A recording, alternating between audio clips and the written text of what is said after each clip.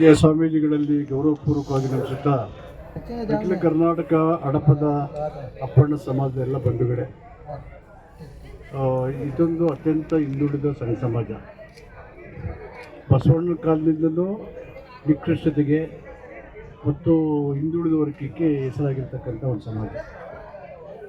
ದಾರಿ ಮಧ್ಯದಲ್ಲಿ ಹೋಗುವಾಗ ಹಡಪದ ಅಪ್ಪಣ್ಣವ್ರು ಭೇಟಿಯಾದವರು, ಇವನಲ್ಲಿ ಶನಿ, ಇವನು ನಮ್ಮ ಕೆಲಸ ಎಲ್ಲ ಹಾಳಾಯಿತು, ಇವನ ಮುಖ ನೋಡಿದ್ರೆ ನಮಗೇನು ಅನಿಷ್ಟ ಅನ್ನುವಂಥ ಅವಹೇಳನಕಾರಿಯಾದ ಮಾತುಗಳನ್ನು ಆಡ್ತಾಯಿದ್ರು.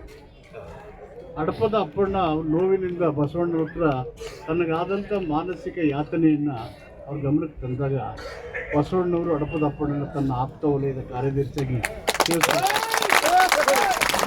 ಆಮೇಲೆ ಯಾರ್ಯಾರು ಬಸವಣ್ಣನ ಭೇಟಿಯಾಗಬೇಕು, ಇವನು ನೋಡಿದ್ರೆ ಯಾರು ನಮ್ಮ ಕೆಲಸ ಹಾಳಾಯಿತು, ಇವನು ಶನಿ ಅನಿಷ್ಟ ಅಂತ ಹೇಳ್ತಿದ್ರು, ಅವ್ರು ಭೇಟಿಯಾಗಿ ಅವ್ರ ಬಸವಣ್ಣನ ಭೇಟಿ ಮಾಡಬೇಕು, ಆಚಾರ ಮಾಡಬೇಕು.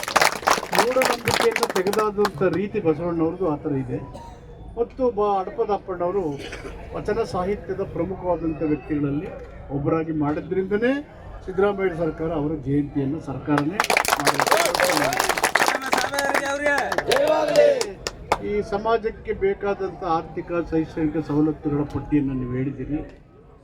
ಸರ್ಕಾರ ಸಹಾನುಭೂತಿಯಿಂದ ನಿಮ್ಮ ಬೇಡಿಕೆಗಳನ್ನು ಪರಿಶೀಲನೆ ಮಾಡಿ, ಅಥವಾ ಮುಖ್ಯಮಂತ್ರಿಗಳು ನಿಮ್ಮ ನಿವೇದನೆಯನ್ನು ನಾನು ಮನವರಿಕೆ ಮಾಡಿ ಆದಷ್ಟು ಸಮಸ್ಯೆಗಳನ್ನು ಪರಿಹಾರ ಮಾಡಲಿಕ್ಕೆ ಮಾಡ್ತೇನೆ. ನೀವು ಸಮಾಜದ ಮುಖಂಡರು ಹಳ್ಳಿಗಳಲ್ಲಿ ಯಾವುದೇ ವ್ಯತ್ಯಾಸ ಮಾಡದಲ್ಲಿ ಹೊಸೂರು ಸಮಾಜದ ಮುಖಂಡರನ್ನು ಕರೆದು ಬನ್ನಿ, ನಾವು ಕ್ಷೌರ ಮಾಡ್ತೀವಿ, ಬಹಿರಂಗ ಮಾಡಿ ನೀವು ಒಂದು ಚಳವಳಿಯನ್ನು ಪ್ರಾರಂಭ ಮಾಡಿ ಮೇಲು ಪಂಕ್ತಿಗೆ ಬರಬೇಕು.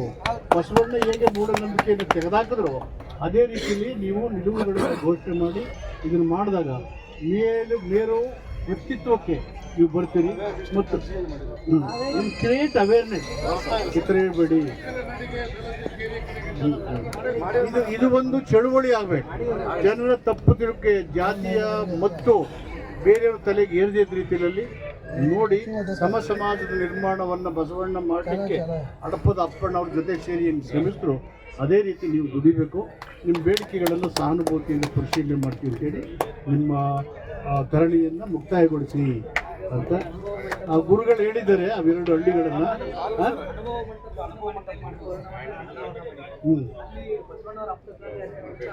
ಅದನ್ನು ಹೇಳ್ತೀನಿ, ನಾನು ಸ್ಪೀಕರ್ ಗಮನಕ್ಕೆ ತರ್ತೀನಿ. ನಮಸ್ಕಾರ.